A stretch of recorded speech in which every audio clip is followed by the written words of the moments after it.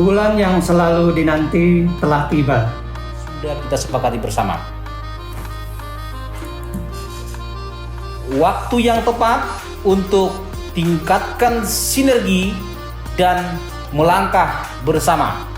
Shadaqallahul Adzim. Dengan energi istiqomah, tingkatkan produktivitas di bulan penuh berkah. Kita sucikan hati dan satukan langkah.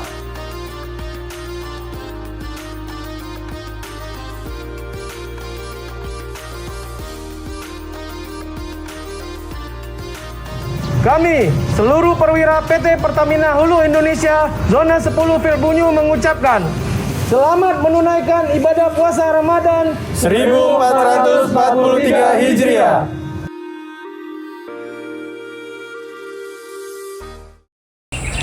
Bismillahirrahmanirrahim. Alhamdulillah nahmaduhu wa nasta'inu wa astaghfiruh wa na'udzu billahi min syururi anfusina wa min sayyiati a'malina. Allahumma shalli wa sallim ala sayyidina wa maulana Muhammad wa ala alihi al-athhar wa ashabihi al-akhyar wa man sara ala manhajihimil qawim ila yaumiddin. Di antara sunnah yang dianjurkan oleh Rasul sallallahu alaihi wasallam yaitu ta'jilul fitr, yaitu mempercepat dalam berbuka puasa. Dalam hal ini Nabi sallallahu alaihi wasallam bersabda sebagaimana yang diriwayatkan oleh Imam Turmuzi, ahabbu ibadi ilayya ajaluhum fitran. Hamba yang paling saya cintai, kata Nabi kata diriwayatkan oleh Imam Turmuzi, hamba yang paling dicintai oleh Allah adalah hamba yang mempercepat berbuka puasa. Dalam hadis lain diriwayatkan oleh Imam Ahmad bin Hanbal, la tazalu ummati fi khairin, umat saya akan tetap berada dalam kebaikan selagi mereka mempercepat buka puasa mereka. Dalam riwayat lain, la yazalun nas fi khairin, manusia tetap berada dalam kebaikan selagi mereka mempercepat buka puasa mereka. Dari sini para hadirin kita melihat bagaimana Nabi Shallallahu Alaihi Wasallam mengaitkan sebuah kebaikan dengan cepat berbuka puasa. Mungkin ada yang bertanya, bukankah berbuka puasa tersebut cepat dalam berbuka merupakan sesuatu min mustahayati anfus, yaitu sesuatu yang disenangi oleh kita. Yang kita inginin yaitu cepat dalam berbuka puasa. Lantas, mengapa Nabi Shallallahu Alaihi Wasallam mengaitkan kebaikan dengan sesuatu yang disukai oleh jiwa kita, yang disukai oleh diri kita? Para hadirin, ibadah dalam hal ini terbagi menjadi dua bagian. Yang pertama, ibadah yang fihi kulfah, yang ada sedikit paksaan atau yang bertentangan dengan nafsu kita. Dan yang kedua adalah ibadah yang mungkin bisa kita katakan ibadatul farah, ibadah dalam bentuk kegembiraan yang sesuai dengan kita punya keinginan. Ibadah pertama para hadirin yaitu ibadah fihi kulfah, yang ada paksaan, yang yukhaliful anfus, yang bertentangan dengan nafsu kita. Seperti apa? Satu, berpuasa. Puasa menahan diri dari makan, menahan diri dari minum, dan menahan diri dari berhubungan dengan istri. Itu merupakan sesuatu yang bertentangan dengan kita punya keinginan. Yang kedua adalah ibadah dalam hal memalingkan pandangan dari sesuatu yang diharamkan Allah untuk kita lihat. Ini merupakan sesuatu yang bertentangan dengan keinginan kita. Ini mudah untuk kita pahami para hadirin. Mengapa? Karena ibadah seperti ini untuk menguji bagaimana keimanan seorang hamba, bagaimana keyakinan seorang hamba bakal nanti waqifun baina yaday Allah Azza wa Jal, akan berdiri di hadapan Allah Subhanahu wa taala. Nah, bagaimana tingkat keimanan hamba tersebut ketika dia menjalankan perintah yang bertentangan dengan hawa nafsunya? Ini mudah untuk kita pahami. Namun ibadah yang kedua yaitu ibadatul far, yaitu ibadah yang sesuai dengan keinginan kita. Seperti cepat berbuka puasa. Kedua, pernikahan. Yang ketiga, senang dengan lahirnya baginda Muhammad Shallallahu Alaihi Wasallam. Itu merupakan ibadah yang sesuai dengan kita punya fitrah, kita punya keinginan. Karena Rasul Shallallahu Alaihi Wasallam, wa ma arsalnaka illa rahmatan lil alamin, kata Allah dalam Al-Quran. Tidaklah Nabi diturunkan kecuali rahmat bagi semesta alam. Jadi kalau kita senang dengan baginda Nabi Muhammad, lahirnya baginda Nabi Muhammad, itu merupakan sesuatu yang sesuai dengan keinginan kita. Lalu apa hikmah di balik ini? Apa hikmah di balik ibadah yang sesuai dengan keinginan kita?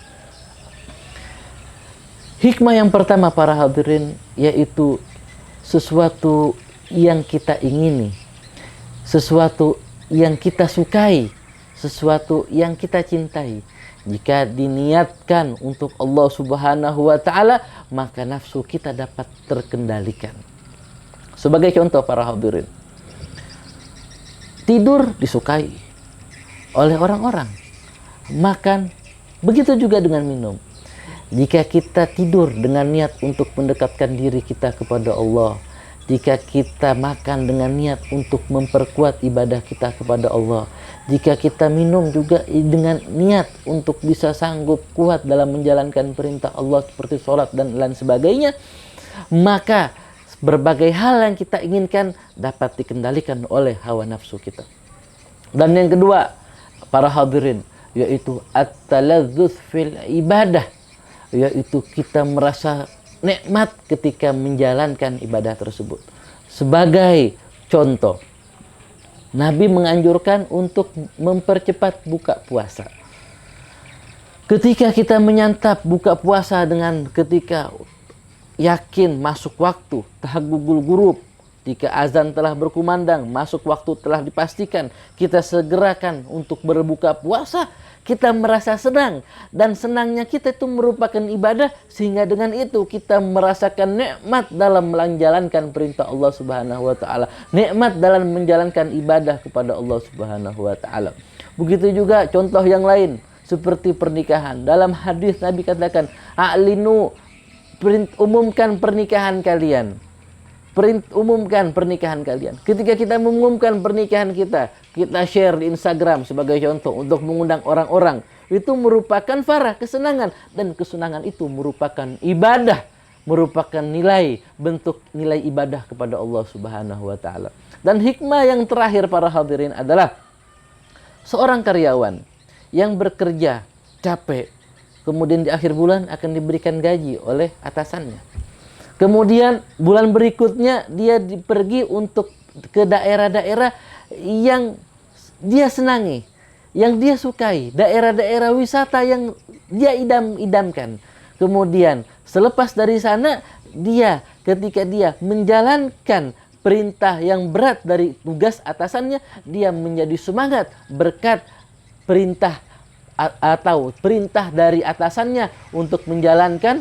Ketika selepas menjalankan pergi ke tempat yang dia senangi. Begitulah Allah Subhanahu wa Ta'ala ketika memberikan kita ibadatul fard, ibadah yang sesuai dengan keinginan kita. Kemudian dengan itu dapat membantu kita untuk menjalankan ibadah yang dimana ibadah tersebut bertentangan dengan keinginan kita.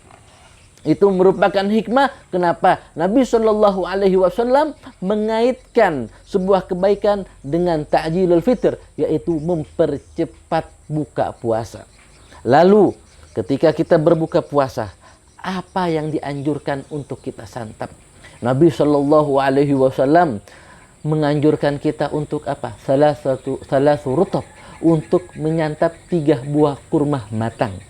Apa? 3 kurma buah matang. Kalau nggak ada, maka kurma yang mengkal, busur, kata para ulama. Kalau nggak dapat, maka tamar, yaitu kurma yang telah dikeringkan. Kurma yang ada pada sama kita para hadirin yang di Indonesia itu namanya tamar. Karena kurma setelah melalui proses itu namanya tamar. Tapi yang matang langsung dari pohonnya itu namanya rutab. Yang paling afdal adalah rutab, kemudian busur, kemudian baru tamar. Ketika kita para hadirin tidak mendapatkan ketiga hal tersebut, maka kita dianjurkan untuk meminum air dari air Zam-Zam. Kalau juga tidak mendapatkan air Zam-Zam, maka kita dianjurkan untuk makan helu, yaitu manisan. Kalau tidak dapat manisan, maka halwa. Apa perbedaan para hadirin? Ada perbedaan tipis antara hulu dan halwa. Hulu yaitu manisan, halwa juga adalah manisan. Tapi perbedaannya adalah hulu adalah manisan yang tidak dimasak. Contohnya adalah al-asal, madu.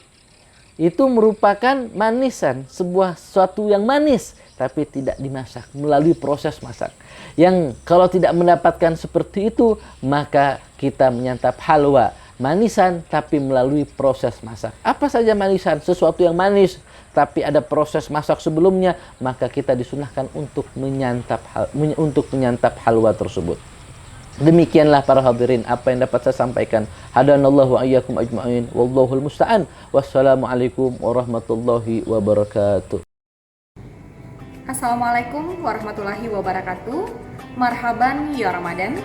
Saya Bupati Nunukan Hajah Asmin Laura Hafid mengucapkan selamat menjalankan ibadah puasa bulan suci Ramadan 1443 Hijriah. Minal aidin wal faizin. Mohon maaf lahir dan batin. Wassalamualaikum warahmatullahi wabarakatuh. Assalamualaikum warahmatullahi wabarakatuh. Saya Ihsan Humokor, Ketua Kadin Kabupaten Nunukan, mewakili seluruh anggota mengucapkan selamat menjalankan ibadah puasa 1443 Hijriah. Di bulan yang berkah ini, mari kita perkuat iman dan ketakwaan, serta mendukung pemulihan ekonomi yang inklusif dan kolaboratif. Semoga kita semua dijauhkan dari segala godaan dan cobaan selama menjalankan ibadah puasa. Wassalamualaikum warahmatullahi wabarakatuh. Assalamualaikum warahmatullahi wabarakatuh. Saya Kapolres Nunukan, Ajun Komisaris Besar Polisi Riki Hadianto SH SIK MH, beserta staf dan bayangkari mengucapkan selamat menunaikan ibadah puasa 1443 Hijriah. Di bulan yang penuh berkah ini, mari kita sama-sama tingkatkan iman dan takwa, seraya menjaga kondusivitas di wilayah Kabupaten Nunukan. Dengan tetap memperhatikan protokol kesehatan. Wassalamualaikum warahmatullahi wabarakatuh. Salam presisi. Assalamualaikum warahmatullahi wabarakatuh. Saya Komandan Kodim 0911 Nunukan, Letnan Kolonel Infanteri Albert Frances Kauda Galuh, beserta seluruh staf jajaran dan Persikasikan Chandra Kirana Cabang 58 Kodim 0911 Nunukan mengucapkan selamat menjalankan ibadah puasa 1443 Hijriah.